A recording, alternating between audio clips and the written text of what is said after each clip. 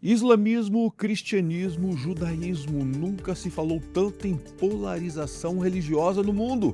Esse é o tema do Comunhão Entrevista de hoje.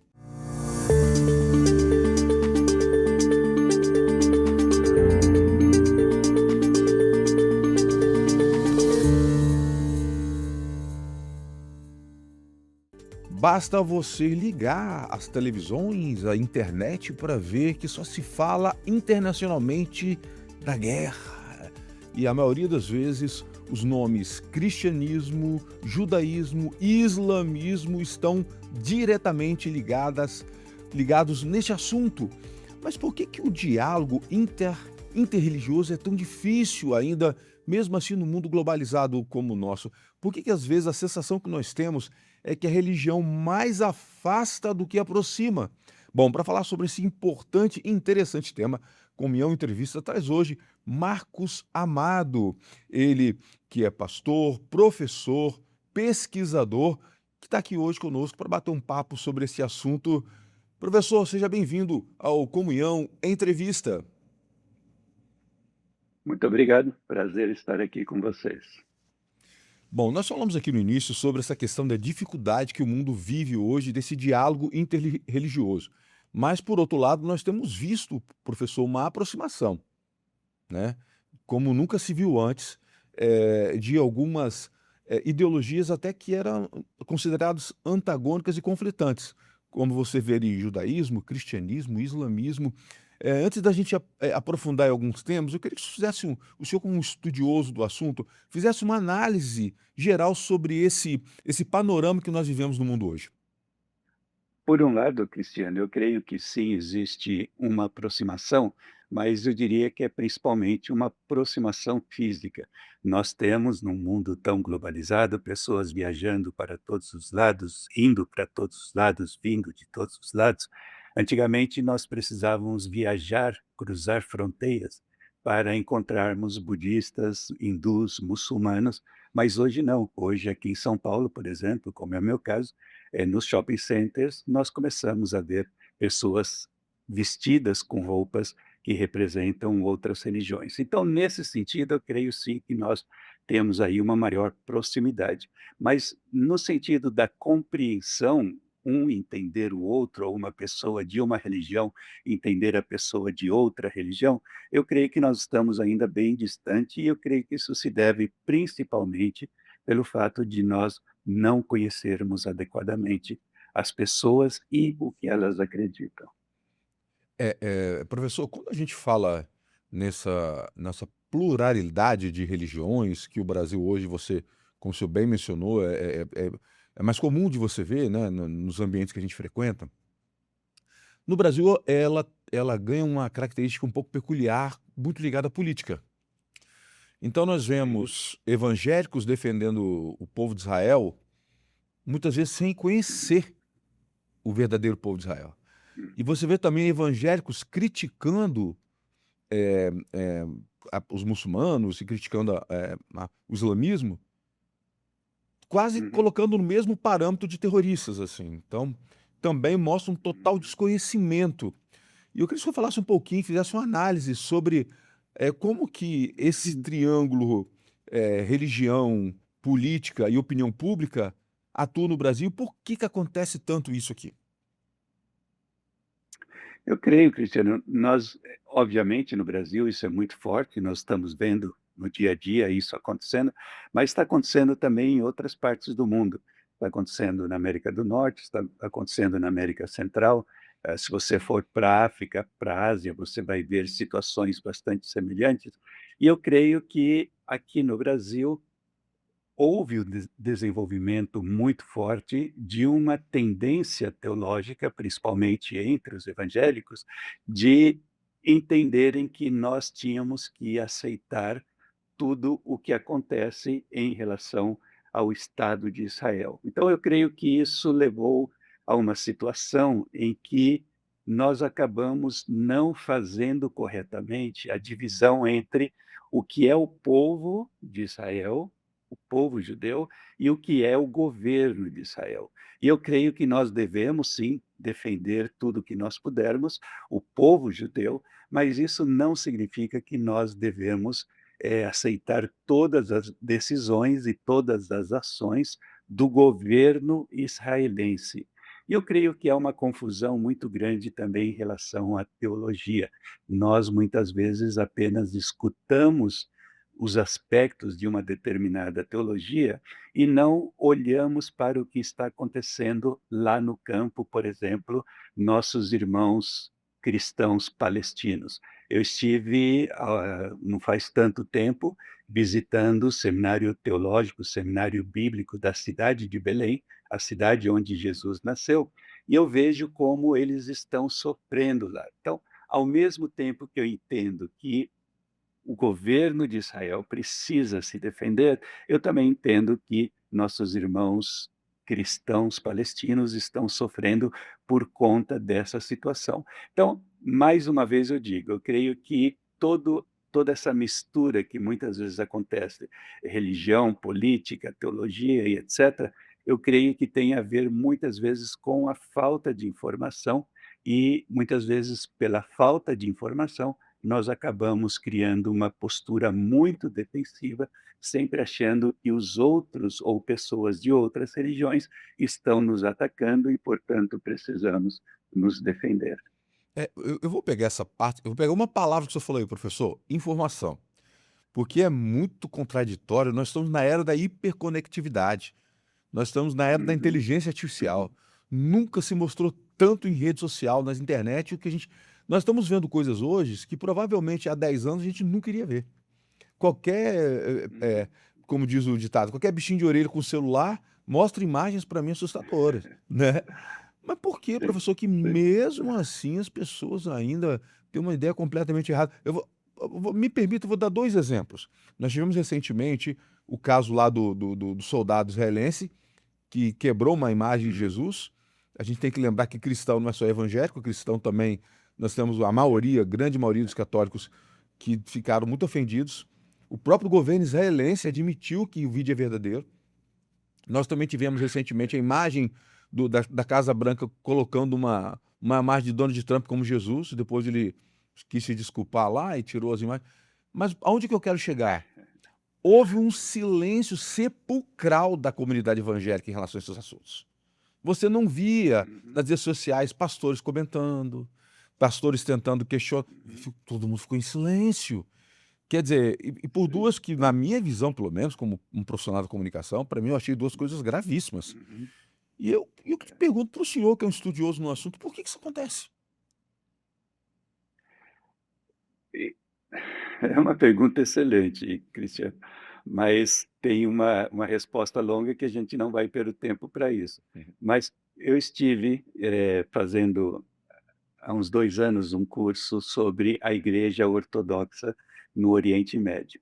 E eu fiquei impressionado com o quão pouco nós conhecemos sobre a história da Igreja Ortodoxa no Oriente Médio e a importância que eles têm, inclusive para a formação cultural, científica e etc., lá no Oriente Médio. Então, muitas vezes, nós evangélicos, primeiro, uma coisa que você falou muito importante, nós acabamos olhando para cristãos de outras, denominações ou de outros movimentos cristãos históricos, e nós acabamos achando que não são cristãos, não são convertidos, não são nascidos de novo.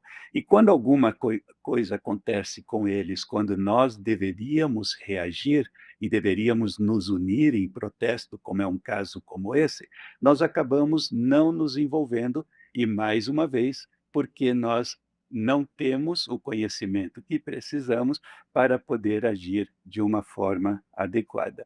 Então, quando isso acontece, é uma pena, porque nós perdemos uma grande oportunidade de mostrarmos para os nossos irmãos que estão do outro lado do mundo o porquê nós precisamos nos unir e acatar juntos algumas causas.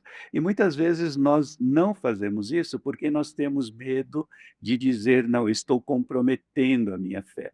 Eu não creio que esse é o caso. Mesmo que eu esteja em desacordo com aspectos da teologia dos cristãos ortodoxos, isso não significa que eu não posso apoiá-los, principalmente em momentos como esses que você está mencionando, da estátua, que pode ser ortodoxo, pode ser católico, mas também, principalmente, eles são os que mais estão sofrendo nesse momento com os mísseis que estão caindo naquele lugar exatamente agora, e nós muitas vezes não fazemos nem menção disso.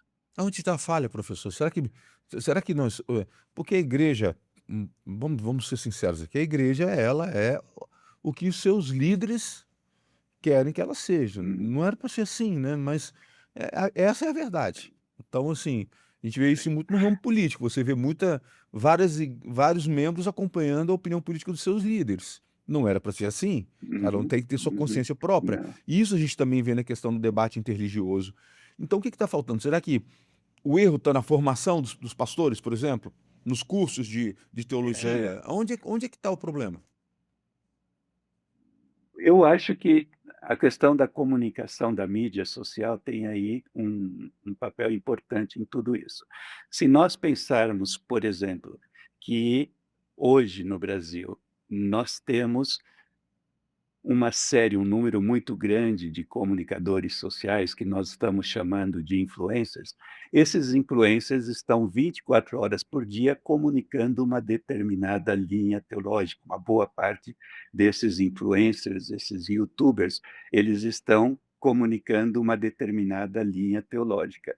E o cristão evangélico, vamos falar do cristão evangélico, ele vai na igreja, ele escuta a pregação, o sermão do pastor durante 45 minutos, e depois ele passa horas durante a semana escutando os mais diversos influencers. E esses dias eu estava dando uma olhada, os 25 maiores influencers do Instagram em número de seguidores, eles têm 140 milhões de seguidores. Então, os cristãos, principalmente evangélicos, estão sendo, estão recebendo muita informação de diferentes lugares, e quem está fazendo a cabeça teológica hoje do evangélico não é necessariamente a doutrina daquela denominação, não é necessariamente o pastor no seu sermão de domingo, mas eu creio que a cabeça teológica ou doutrinária do evangélico em muitos aspectos, está sendo feita por esses influencers que estão 24 horas por dia, colocando o seu posicionamento e com milhões de seguidores e milhões de ouvintes. Então, algo que você mencionou antes, acho que é importante ressaltar. Nós temos, estamos sendo invadidos pelo volume de informação, mas parece ser que nós temos cada vez menos sabedoria. Então, mais informação não é sinônimo de mais sabedoria e, pelo jeito, em alguns casos, é sinônimo de menos sabedoria. Verdade. Professor, nos seus artigos, eu pude ler um pouco do material que o senhor publica, o senhor usa um termo que eu achei muito interessante, é o crescimento, do cristianismo na região sul global, que estaria até Uhum. redesenhando o mapa da fé, vamos dizer assim, usando esse termo. O senhor poderia explicar um Uhum. pouquinho sobre isso?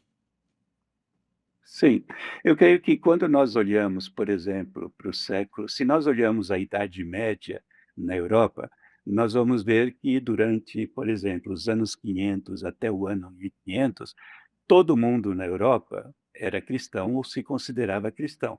Era um cristianismo católico, ainda não havia reforma e, portanto, o tipo de cristianismo que havia era principalmente o cristianismo católico. Mas, aos poucos, à medida que a ciência foi aumentando, à medida que as ideias iluministas foram controlando o continente europeu, o cristianismo na Europa e, eventualmente, nos Estados Unidos começou a enfraquecer, mas principalmente na Europa. Mas é muito interessante observar que, ao mesmo tempo em que nós vemos o cristianismo enfraquecendo na Europa, finais dos anos 1800, começo dos anos 1900, é também o momento em que nós temos um forte movimento missionário de missionários que estão sendo enviados da Europa, principalmente, depois dos Estados Unidos, para a África, para a Ásia, para a América Latina, para o Oriente Médio. E esse processo fez com que, aos poucos, à medida que o evangelho ou o cristianismo fosse enfraquecendo no Ocidente, e podemos chamar de Norte global, ele foi se fortalecendo em toda a região do hemisfério sul, e aí nós falamos da América Latina, nós falamos da África, nós falamos, da Ásia e também algumas partes do Oriente Médio. E agora nós vemos que o futuro do cristianismo está principalmente na África e na América Latina, mas também se fortalecendo aos poucos no Oriente Médio e também na Ásia. Por outro lado, o maior desafio que nós temos hoje de evangelização está na Ásia, porque nós temos o maior número de muçulmanos, por exemplo, hoje no mundo, não está no Oriente Médio, o maior número de muçulmanos e de budistas e de hindus está na Ásia. Então, em termos de expansão do cristianismo, o nosso maior desafio hoje está em partes do sul global, principalmente quando nós olhamos para a Ásia. Certo, o senhor falou agora aí, e já mencionou alguns pontos aqui sobre a questão do trabalho missionário, né? O senhor também já teve à frente alguns projetos muito importantes nessa área do evangelismo. Como é que o senhor faria uma análise da forma como são as missões hoje? Elas estão cumprindo seu propósito? O que que falta alinhar, realinhar, para que o evangelho seja mais efetivo? E quando eu falo efetivo, não é só no quesito de falar: "Ah, existe um Deus, existe Cristo, um Salvador". Eu acho que eu falo efetivo no sentido prático da palavra, né. Como é que o senhor avalia essa questão das missões hoje? Eu creio que, por um lado, o Brasil, a partir do final dos anos 70, começo dos anos 80, a igreja brasileira começou a se conscientizar de que nós brasileiros, Deus tinha abençoado a igreja brasileira cresceu muito, e aí nós então tínhamos também a responsabilidade de participarmos da de respondermos à grande comissão, e a igreja brasileira então começou a enviar missionários transculturais, e hoje, graças a Deus, nós temos missionários em praticamente todos os continentes, nos mais diversos países, trabalhando com diversas culturas de diferentes religiões. Isso nós podemos considerar uma bênção e podemos dar graças a Deus. Por outro lado, nós poderíamos estar mandando um número muito maior de missionários, porque a nossa igreja, a igreja brasileira, teria condições de fazer isso.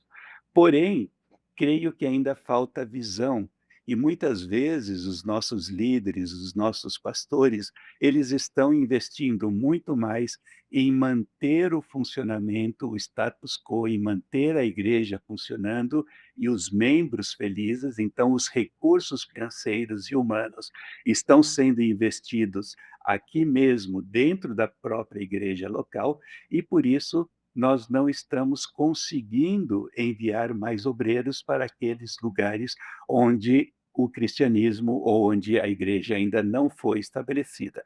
Mas também tem um outro aspecto, eu creio que missão, nós precisamos expandir a nossa definição do que nós entendemos por missão. Missão tem a ver com enviar missionários transculturais para aquelas regiões onde o evangelho ainda não foi pregado, mas tem a ver também com a ética do cristão. De que maneira, à medida que nós permeamos a sociedade em que nós vivemos, nós estamos permeando a sociedade com os valores do reino de Deus. E será que nós, como pastores, como professores, como discipuladores, estamos preparando os 30 ou 40 milhões de evangélicos que nós temos no Brasil para que possam, de fato, ser sal e luz por onde eles passarem?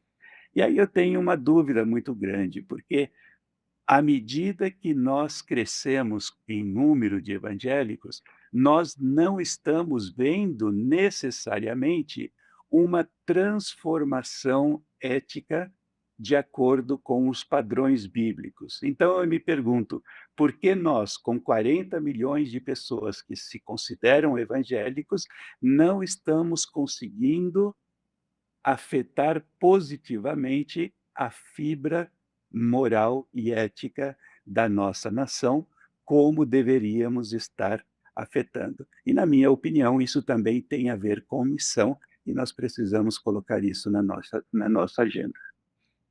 A gente precisa lembrar também, né, professor, não esquecer das pessoas que vêm de outros países, de refugiados que vêm de outros países para o Brasil Sim, e que também sim, precisam de missionários aqui para apoiá-los, discipulá-los aqui também. A gente não pode esquecer sim, disso também, né? sim, E não são sim. poucos não, são muitos, não é verdade? Sim, sim. Antigamente nós sempre falávamos, né, nós temos que ir aos povos não alcançados. E precisamos continuar falando disso, porque ainda existe um número muito grande de povos que não foram alcançados. Mas muitas vezes esses povos não alcançados estão vindo até nós, como você acabou de mencionar. Então, por exemplo, cidades como São Paulo, como Curitiba, como Rio de Janeiro e outras capitais brasileiras, nós estamos recebendo, pessoas do Iraque, da Síria, do Líbano, do Afeganistão, do Paquistão, da Venezuela, e muitas vezes essas pessoas nunca tiveram nenhum contato com o evangelho. Então a igreja precisaria também estar preparada para isso. E, ao mesmo tempo, não podemos nos esquecer que até o ano 2050 80% da população mundial vai estar vivendo nas cidades. Isso significa que as grandes cidades como Bangkok, as grandes cidades como Tóquio, as grandes cidades como Londres, como Paris, a concentração de pessoas, de povos não alcançados nessas grandes cidades vai ser muito grande, ou já é muito grande. Então, nós também precisamos olhar para esses desafios urbanos, inclusive quando nós estamos pensando em alcançar aqueles que ainda nunca escutaram o evangelho. Verdade. Professor, na nossa reta final do nosso bate-papo, o senhor comentou nos seus artigos, e eu achei muito interessante também, que o senhor usa o termo, discurso interreligioso responsável, ok? Eu achei isso interessante porque eu fiquei pensando, o que que seria então um discurso interreligioso irresponsável? Fiquei pensando o contrário. E Eu queria que o senhor o comentasse um pouquinho sobre isso. o discurso irresponsável é aquele que nós normalmente fazemos. Não existe realmente um diálogo, não existe um discurso, porque na verdade nós queremos, polemizar. Nós entendemos que a nossa relação, a nossa conversa com o muçulmano, com o hindu, com o budista, ou mesmo com uma pessoa que se considera humanista, secular, nós achamos que essa conversa sempre tem que ser uma conversa dura, uma conversa de encontro entre posições totalmente distintas. E eu creio que não precisa ser assim. Eu creio que, sem comprometer nenhum aspecto da minha fé, da minha crença em Jesus, eu vou continuar acreditando que não existe outro livro inspirado, sagrado, a não ser a Bíblia. Eu vou continuar crendo e defendendo que não existe outro caminho para o céu, a não ser através do sacrifício de Cristo na cruz, mas, ao mesmo tempo, quando eu lidar com pessoas de outras religiões, eu vou lidar como o apóstolo Pedro disse nas suas cartas. Eu vou lidar com eles com amabilidade e com respeito, deixando claro que eu não vou estar necessariamente de acordo com aquilo que ele acredita ou com aquilo que ele está dizendo, porém eu vou escutá-lo, vou respeitá-lo e aí vou colocar o meu posicionamento. Então, o conceito é: eu não quero diminuir o que ele acredita, eu quero fazer com que ele tenha uma percepção melhor e correta daquilo que eu creio. Então, é uma interação, nós estamos intercambiando ideias. Eu quero sim que ele chegue ao arrependimento, mas eu quero que isso aconteça num contexto de diálogo e de respeito, sem comprometer as convicções que eu tenho em relação à minha fé. E é E exatamente isso que Jesus fazia, ter, né, ter professor? isso, Jesus fazia exatamente. exatamente isso. É interessante que o que Jesus fazia, ele tinha muita paciência com as pessoas do povo e ele tinha menos paciência com os líderes, né. Uhum. Então, muitas vezes, nós vamos encontrar líderes de outras religiões que vão ser muito agressivos e nós precisamos estar preparados Verdade. para responder e defender a nossa fé. Porém, 99% dos casos não é assim, porque muitas vezes nós, missionários, chegamos até com mais conhecimento sobre a fé do hindu, do budista, do muçulmano, do que eles mesmos têm. Então, nós precisamos chegar com respeito, com cuidado, com amor, com preocupação, olhando para essas pessoas como seres humanos e como eu precisei um dia escutar a mensagem da salvação. Então, precisamos sim estar bem preparados para responder às ameaças e aos ataques que eventualmente podem ser feitos, obviamente nós precisamos, mas na maior parte dos casos, não creio que esse é o melhor caminho. Tá certo. Olha, professor, que assunto interessante, né? Se deixar, a gente fica um tempão aqui para falar sobre isso. Mas olha, Bastante coisa. em nome de Comunhão, eu gostaria de agradecer a sua participação aqui no Comunhão Entrevista. Amém. Uma alegria, um prazer, obrigado pela oportunidade. O Ok, nós conversamos com o professor, pastor, pesquisador Marcos Amado. E você, o que você achou dessa conversa? Muito legal, muito forte, muito interessante, não é verdade? Então você já sabe o que que eu vou te pedir para você clicar, curtir, comentar, compartilhar, para que outras pessoas também possam ser abençoadas por esta mensagem. Até o próximo Comunhão Entrevista.